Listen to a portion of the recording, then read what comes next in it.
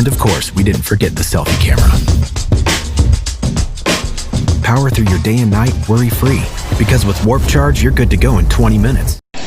एक और खबर शामिल करते हैं ढरकी से। ढरकी में मुबीना पुलिस मुकाबले में एक शख्स को जख्मी करने वाले मामले के बाद तहरीक इंसाफ के MPA सरदार मीर शहरयार खान शहर से SHO सरदार चांडियों की बदतमीज़ी की।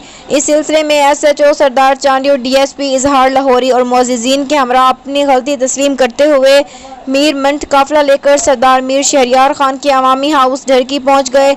इस सिलसिले में सरदार मीर शहरयार खान ने मीडिया के सामने कहा, SHO ने गलती तस्लीम की है, मैंने माफ़ी देकर। सरदार मीर शहरयार खान ने कहा, मैंने घोटकी पुलिस से और भी मुतालबे किए थे, वो सारे हल हो जाएंगे। माफ़ी देने के बाद दोनों ग्रुपों में सुलह हो गया।